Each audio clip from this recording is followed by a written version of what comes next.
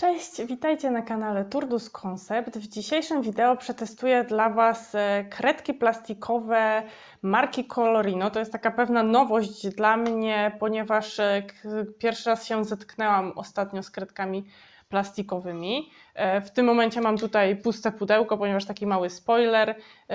Pudełko akurat do tych kredek było bardzo niewygodne w użytkowaniu, więc kredki już są przeniesione gdzie indziej. Te testy będą wykonane z takiego bardziej profesjonalnego podejścia i też sprawdzałam w tych testach, jak tam się mojemu dwulatkowi będzie korzystało z tych kredek plastikowych, także mogę Wam przedstawić takie 2 punkty odniesienia. Mam nadzieję, że będzie takie wideo dla Was ciekawe. Jest to taka kontynuacja z serii, którą zaczęłam w zeszłym roku. Zapraszam Was serdecznie do oglądania.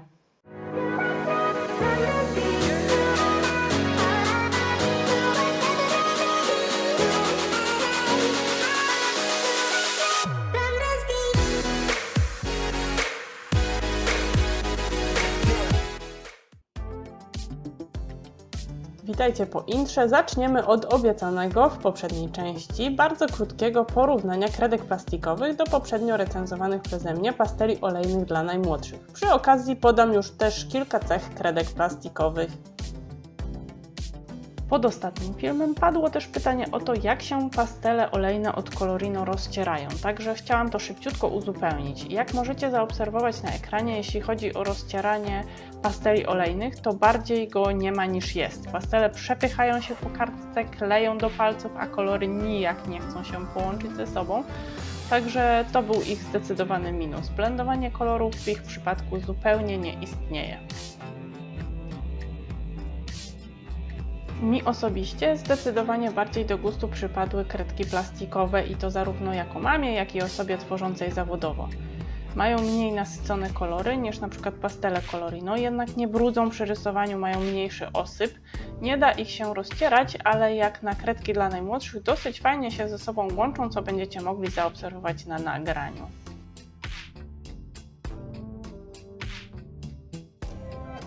Jeśli chodzi o kolory złoty, srebrny i neonowy, dołączone do zestawu 24 kolorów, jest to pewna ciekawostka.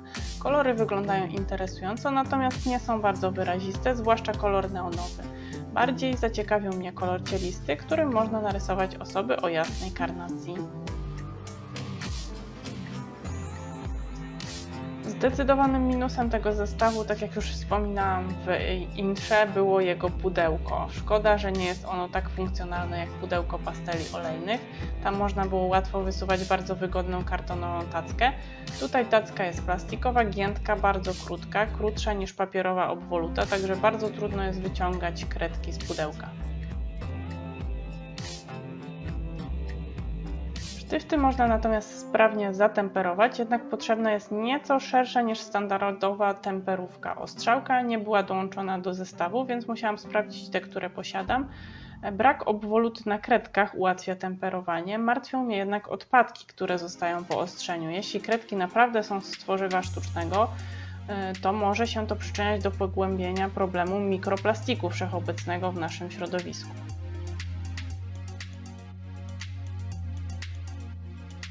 W zestawie znajduje się dobrej jakości gumka i kredki dosyć dobrze się wymazują. Możemy dzięki temu na przykład stworzyć nieco jaśniejsze punkty na naszym rysunku.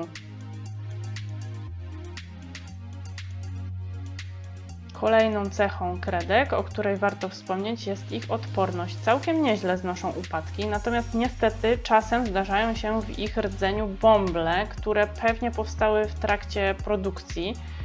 Te wewnętrzne, puste przestrzenie, jak łatwo się domyślić, powodują pękanie, np. w trakcie upadku lub pod wpływem nacisku.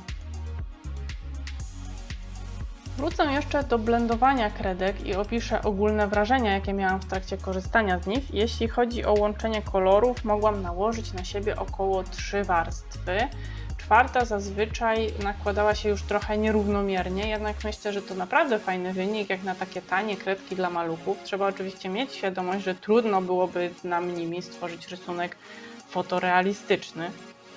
Natomiast do rysowania hobbystycznego na zupełnym ludzie fajnie mi się sprawdziły. Nawet na naszej internetowej grupie wsparcia poznałam mamy, które czasem lubią podebrać dzieciom kredki i coś sobie nimi stworzyć. Także te kredki nadają się do takiego zastosowania naprawdę dobrze.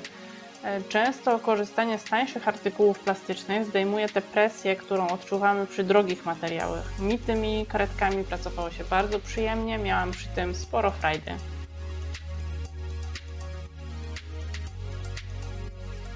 Kredki są miękkie i dobrze nanoszą się na kartkę. Natomiast jeśli chodzi o różnicę w pracy między rysowaniem na gładkim a na fakturowanym papierze, to chyba lepiej i przyjemniej pracowało mi się na papierze fakturowanym, gdzie kredki miały się czego chwycić na tej kartce. Na koniec widać na nim więcej niejednorodnego pokrycia papieru, ale mi osobiście nie przeszkadza to bardzo. Myślę, że fani super gładkiego finiszu na rysunku raczej nie powinni sięgać po te kredki w ogóle. Praca świecówkami charakteryzuje się mniej lub bardziej niejednorodną fakturą w gotowej pracy.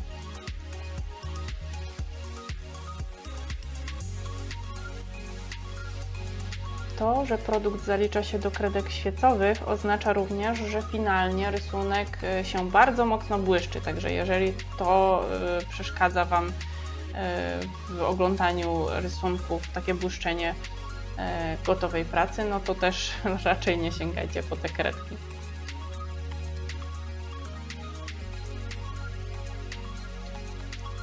Jeśli chodzi o to, jak sobie radził z kredkami mój synek, to szło mu bardzo dobrze. Trochę chyba łatwiej było mu trzymać te pastele olejne w ręce, ponieważ one mają taki grubszy sztyft. Oczywiście jednymi i drugimi kredkami rysował pod moją opieką. W przypadku tych kredek plastikowych tutaj na plus dało się zaobserwować zwłaszcza ten brak brudzenia wszystkiego wokół kartki, rąk, ubrania itd. itp. Te sztywty nie mają nawet obwoluty, tak jak wspominałam wcześniej, i to właśnie dlatego, że w ogóle nie brudzą rąk. Te mniej intensywne kolory sprawdzają się w ich przypadku też z tym, że kiedy w ferworze twórczym zostanie coś bardzo mocno zamaszyście pokolorowane, to będzie spod nich nadal widać na przykład obrys kolorowanki. Nie tak jak to ma się w przypadku pasteli olejnych, czy też takich klasycznych, zwykłych, woskowych świecówek.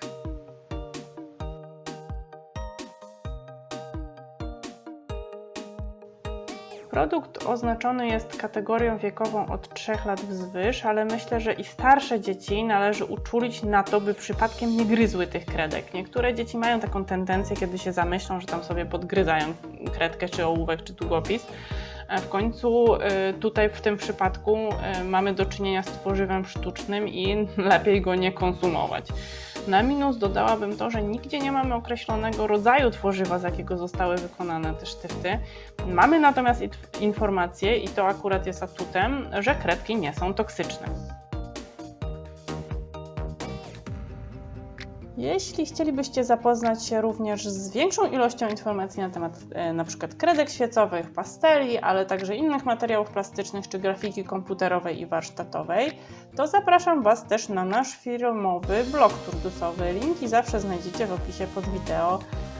Zapraszam Was również do naszej rysunkowej grupy wsparcia na Facebooku i na Instagramie. Dzielimy się w niej naszymi postępami, rezultatami, poradami, a wracając do recenzji. Podsumowując, jest to naprawdę fajny produkt. To mój osobisty numer 2 z ulubionych kredek dla dzieci, natomiast swojego dotychczasowego faworyta ujawnię w kolejnym wideo z tej serii. Dajcie znać, czy mieliście okazję tworzyć tymi kredkami lub podobnymi nowymi i ciekawymi produktami plastycznymi. Może jesteście w stanie polecić coś nowego do przetestowania. Tymczasem dzięki za obejrzenie tego wideo. Do zobaczenia w następnym nagraniu. Trzymajcie się zdrowo. Pa, pa!